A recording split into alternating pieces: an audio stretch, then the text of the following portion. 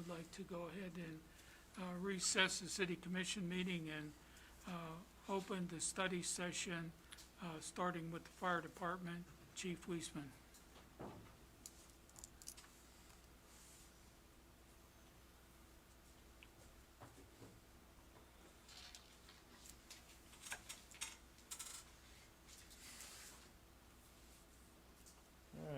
Alright, got some good news. The fire department received a grant from McPherson County Community Foundation for AEDs in the amount of $5,250. Okay, you'll bring that next week for approval? Okay, With that, we would like to purchase 5 AEDs in the amount of $5,199 from Coast Biomedical Equipment. okay, and that will come after the acceptance of donation next week. Chief, where are you gonna locate those? On each apparatus. So right now, if we have an apparatus that's tied up on the interstate, and one of those AEDs would be with that one.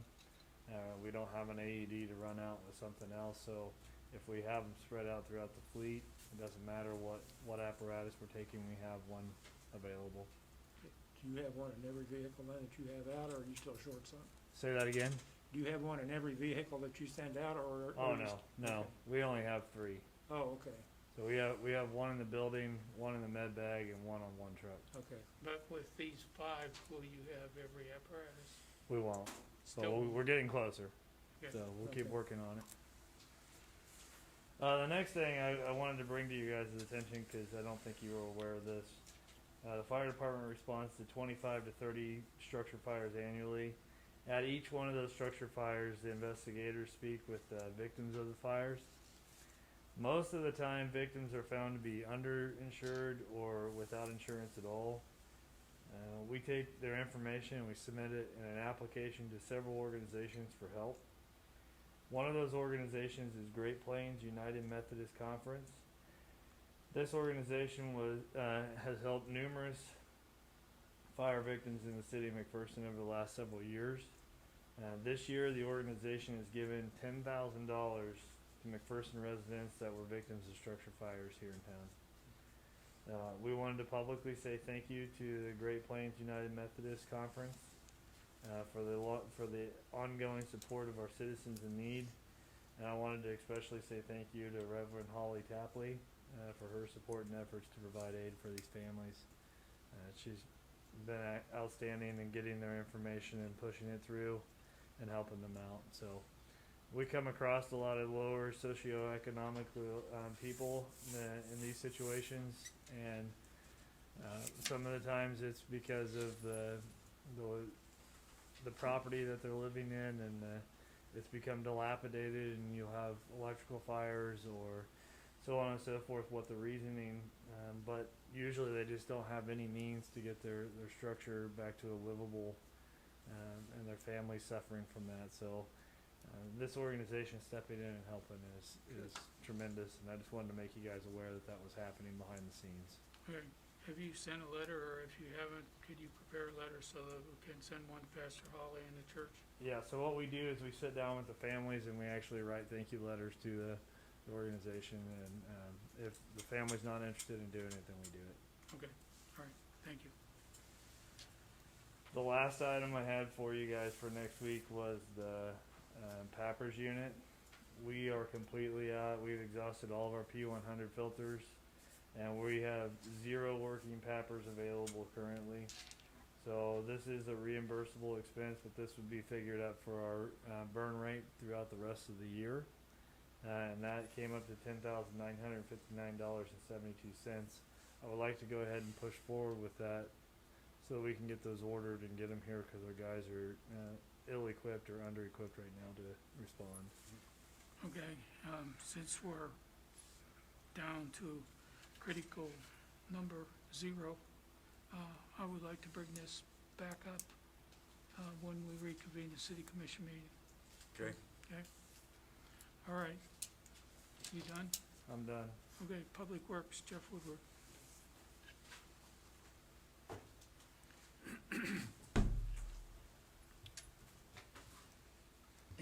the street department backhoe mounted pavement breaker broke and needed to be fixed. We took it to B&B Hydraulics Hutchinson for repairs. We received an invoice in the amount of $1,234.41 to complete the work. Okay.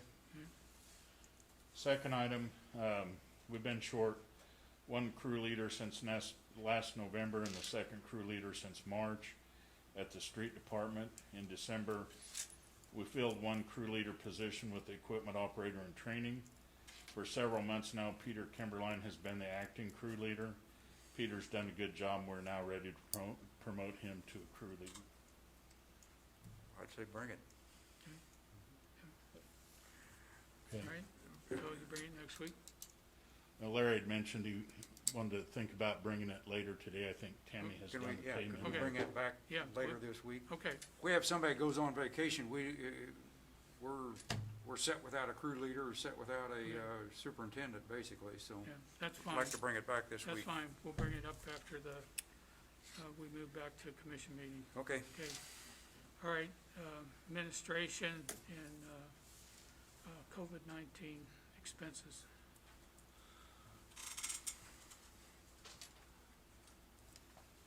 Good morning again.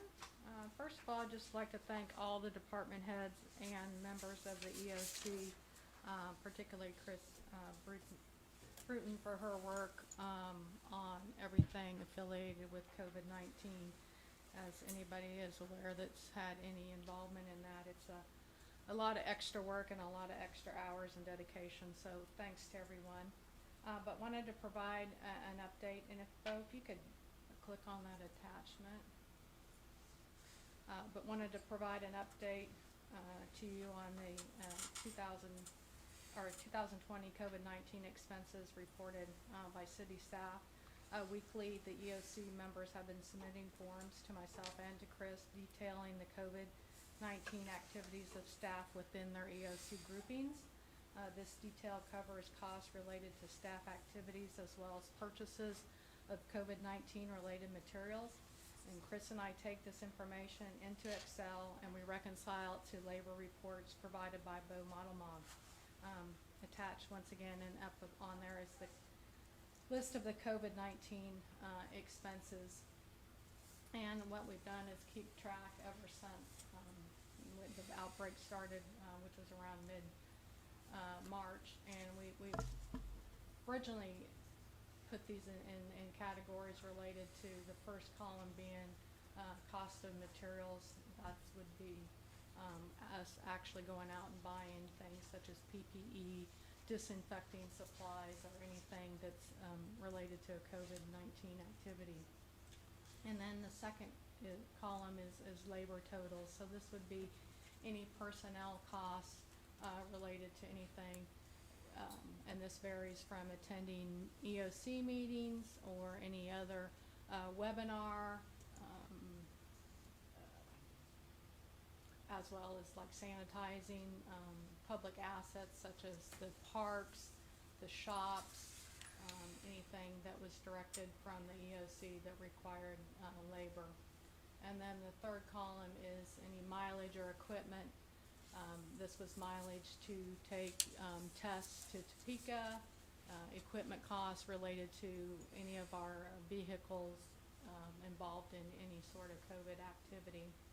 And then contracts, this is any involvement from contracted labor related to COVID-19. And then our FMLA and quarantine labor costs.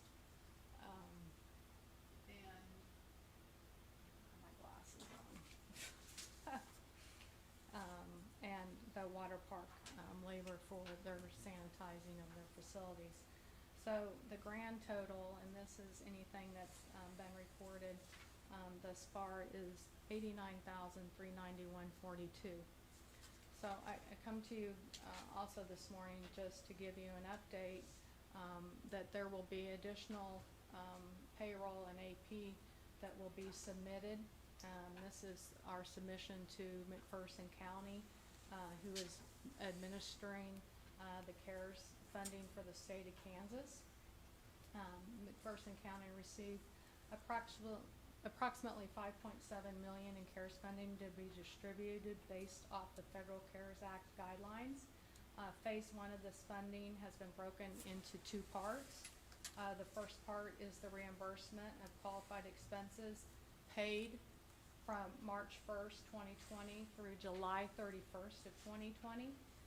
I'm working to complete the specific reimbursement report for our expenses.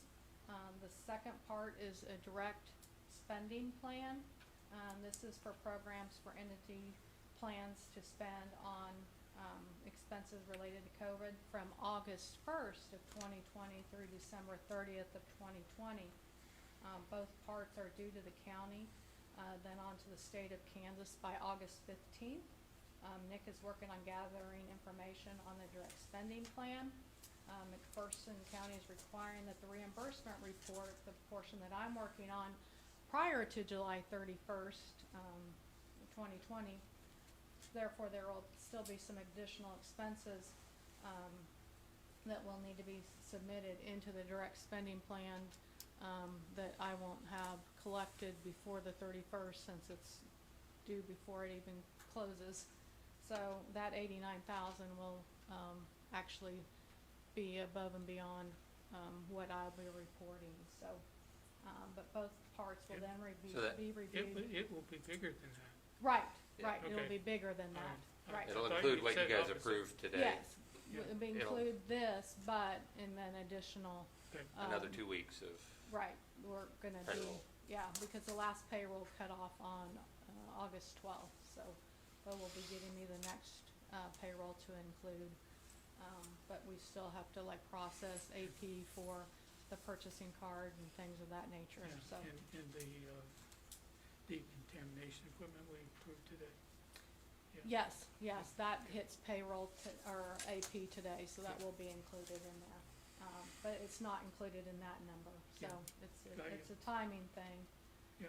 But both parts will then be reviewed by the Kansas Sparks Committee for eligibility and approval. So just because we submit these reimbursement doesn't mean that they'll absolutely reimburse us for 100%. It has to go to that committee for review and approval, and then the county will disperse whatever gets approved back to us. okay?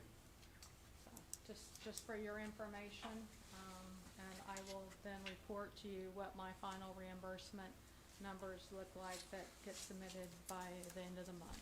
Thank you. Thank you. Yeah, Yeah, you're doing thanks to doing a everyone. good job of moving target. Okay, calling Nick Gregory for the EOC briefing. Well, it's been a while since we had a briefing. We moved to every 4 weeks. We'll give briefings. And then on your desk, I put the copies of what I'm going to hit on this. First, I'll go over the briefing for the operational period, which was from June 29th to July 27th. I'm just going to hit the highlighted areas, which are the changed areas. Obviously, we continue, we reported last time that we had an uptick in the number of cases of COVID-19. That continues to be the case here in McPherson County. The McPherson County Health Director has indicated that a full reopening should be delayed, and a continuation of Phase 3 should be extended until at least August 17th, 2020. That numbers continue to move as depending on where we're at from a number of case standpoint, and I imagine that number is still subject to change. We continue to observe most recent cluster outbreaks and that added several infected cases over the briefing period. That's more from the last time. There are more now community spread type incidents that are being reported, but there have been a number of clusters that were added between the beginning of this briefing period and now. As of Friday, July 24th, 2020, 5 p.m., the total number of cases in McPherson County is 123, with 100 total cases having met the recovery guidelines set forth by KDHE. There were no updates this weekend, so that number is still pretty good. I haven't seen anything else come out unless something came out this morning after we started our meeting. At the time of our last briefing on June 29th, McPherson County had 74 positive cases, with 42 having met the recovery guidelines. So you can see we've added quite a few cases over the time. But as I'll point out, we've also done some more testing as well. So as we continue to see a significant spike in the number of cases, it'll be critical that we remind the community that we are not yet away from the pandemic, and and the continued spike should show that the current COVID-19 pandemic is ongoing. A couple updates, and this is probably old news for you guys, but I'll just hit these. Back on July 20th, Governor Kelly ordered delay of Kansas schools until after Labor Day, September 8th.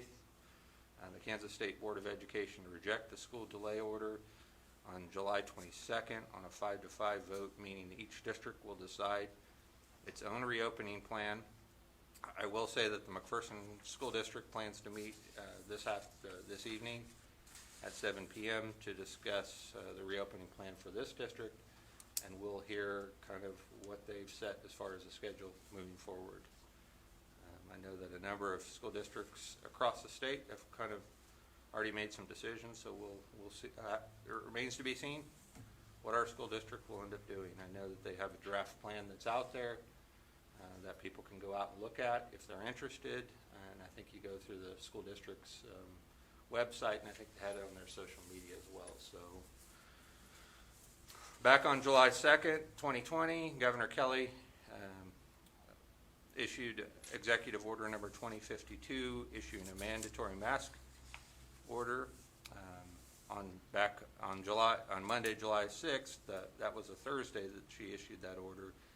The next Monday, the McPherson County Board of Health chose not to enforce the governor's order. On July 20th, which was last week, the McPherson City Commission voted to not adopt a mask ordinance, but agreed to tie a mask mandate to the Harvard Global Health Institute metric for community severity. It was determined that a mask mandate would be considered if the community reached a point where the metric showed accelerated community spread of COVID-19 and beyond. We'll talk a little bit about that as we go on here. But that's kind of the update from the last time we had an operational period. Ongoing cleaning and sanitizing city assets every Monday, Wednesday, and Friday have been discontinued for some of the equipment and park benches and everything, but we're still sanitizing the restrooms. That would be the one major change that we had as we opened up the public restrooms. We do continue to sanitize those, but we are not continuing to sanitize the outdoor tables and equipment. We still have the signs up, and we're still encouraging people to use hand sanitizer if they're going to be out using those. The McPherson Water Park is open and continues to do continuous disinfection throughout break and disinfection midway through each shift. I think I did get a report from Wayne that they were actually given a big kudos for the job they're doing as far as disinfecting, and they are continually doing that. They have staff that's dedicated just to disinfect the water park, and I think it's gone fairly well. The other update on a number of businesses throughout the community have gone to mandatory mask mandate requirements as in their stores, and so you've heard about it. Definitely Walmart, and I don't know if Dillon's has started theirs yet. Yeah, they started last Wednesday, and McDonald's will start August 1. So you're already seeing a lot of them, especially some of the major chains that are located throughout the country that are already doing that. So I will provide a little bit of, I did get an update on some of the social services related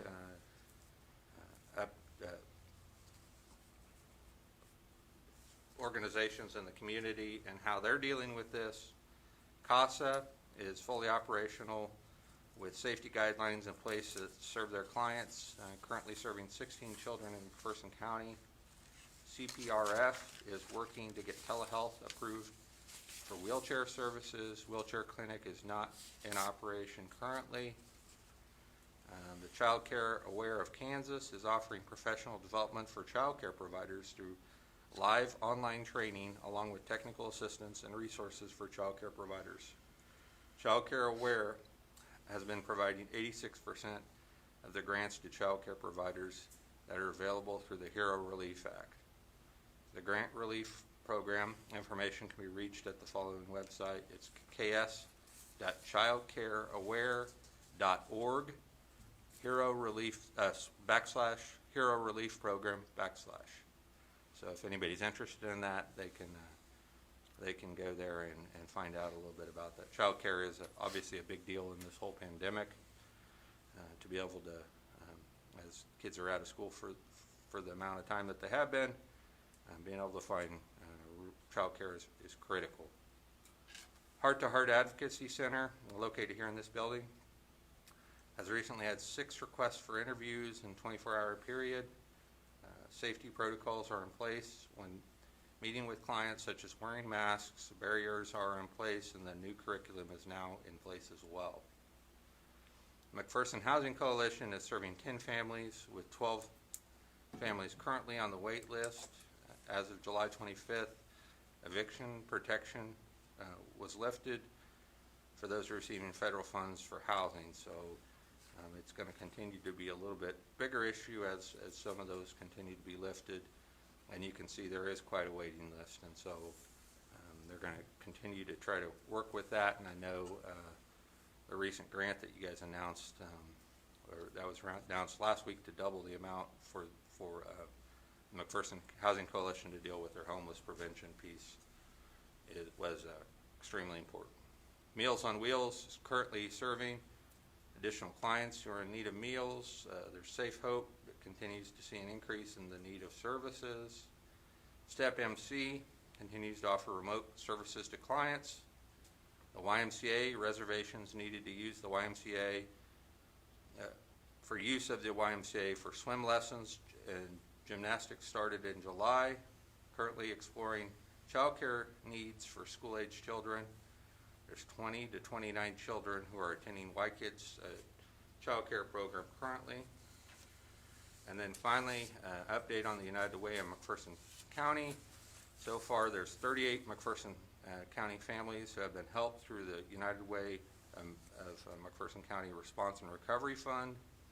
And to date, the United Way has paid out $16,392.57 in rent, utility, and medication assistance. They've paid 24 utility bills and assisted with 21 rent and mortgage payments. Individual families who are still in need of assistance due to being impacted by COVID-19 are encouraged to go ahead and fill out an online application at the United Way's website, which is www.unitedwaymcpherson.org. As far as social media updates,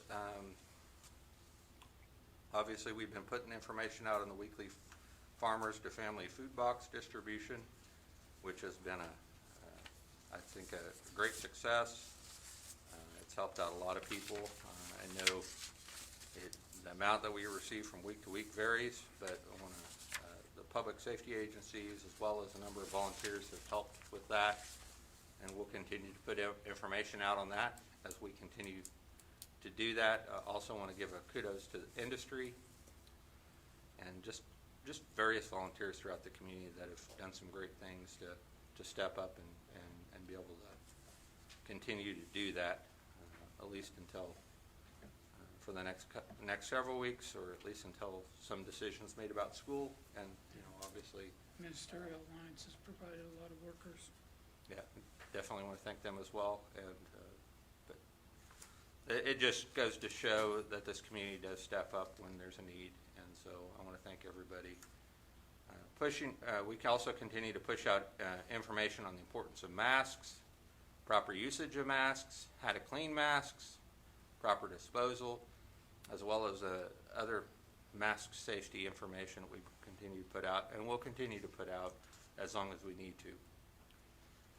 We have updated the hub site with information as provided by the CDC, KDHE, and McPherson County Health Department. As we get information, we're putting it out there, and I think we're trying to stay on top of that. Whatever is relevant at the time, we're putting that in there. If we've got old information, we're trying to get that taken off. that's not really relevant, so it's still a very viable option for people that want to get information. So McPherson County, I won't go into great detail on this, but as Janetta indicated, between 5.7 and 5.8 million in SPARK funds, which that stands for Strengthening People and Revitalizing Kansas Funds. They were distributed to each of the counties and around the state of Kansas based upon a number of factors. The City of McPherson has met with McPherson County on several times to discuss their priorities and procedures for requesting funds. And as Janetta mentioned, there's two types of funds: the reimbursement that we'll be submitting later this week, and then the direct aid piece to cover basically expenses from July 31st of 2020 all the way up to December 31st of 2020, or December 30th. And we are working diligently to get that reimbursement turned in by the end of this week.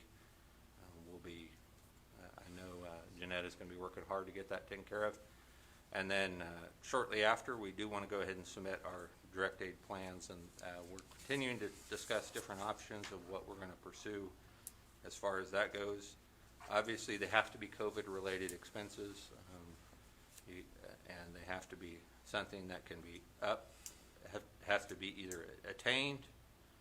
If it's capital related, it has to be constructed and paid for by December 31st. So anything that's out there and anything we do, we need to make sure that we can fulfill what the expectations are for the state of Kansas and McPherson County to go ahead and get those funds spent before the end of the year.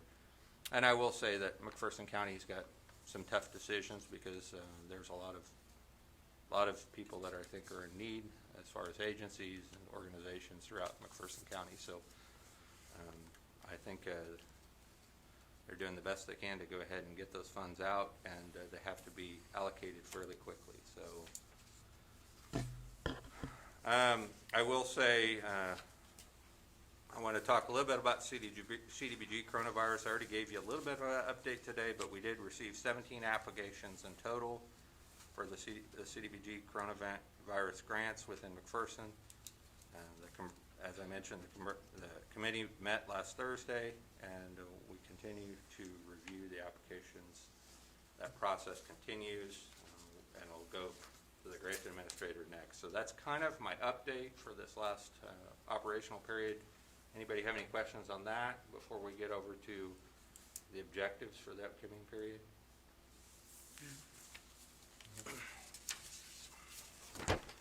So I went ahead and highlighted the pieces that I think are going to be critical as we go forward into this next operational period, which will go from July 27th to August 24th. We continue to work with McPherson County and FEMA to determine recoverable funds associated with the pandemic. This includes the SPARK funds, which will be submitted by July 31st, and then the future planning funds that will basically, I think he said that the 13th, but they expect we'll have to have them in a little bit earlier than that because the county's got to get those submitted out. But the planning funds we'll have to have here in early August submitted to the county if we're interested in having any of that funded. And then the wait period after we submit those, they'll turn around and submit it to the state, and the state will tell us what they will fund as far as the direct aid and also the reimbursement as well. So we'll be playing a little bit of a waiting game on the additional funds that we might potentially get. And then, but it'll ultimately be the decision of the county. So we'll stay on top of that. I don't know if there's necessarily any activity today other than what you guys have already approved on some of the pieces, and obviously, as you indicated, Mayor, you want to go back in and consider the approval of the PAPRs that they had today. So those will all be things that, as we're trying to get all our ducks in line to make sure we can cover reimbursement and make sure we have enough equipment, PPE, going into the rest of the year. And then also, at some point, as we go through the CDBG coronavirus funds applications, I'll be bringing these back to the commission for you guys to approve as a whole. And so you'll receive those as we start reviewing those. I did have a good conversation with the mayor, and, you know, there's a couple different ways to do it. You could award all the funds at once, or you can award them as we've done a full-scale review. And I think, you know, in the interest of getting these businesses paid as quick as we can, as we review them, we want to go ahead and move forward with issuing,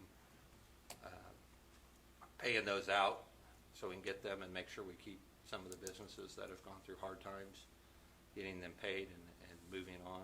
I think that's the best way to do it. Otherwise, we'll probably be waiting until the end of August to award them all at once, so we may, now, as they review this, there is a little bit of a process to make sure we handle all the wage determination piece. It will take some time, but I think I've talked to our grant administrator. They're going to be sending out three people from their agency to go out and meet with these businesses, so hopefully it still goes fairly quickly.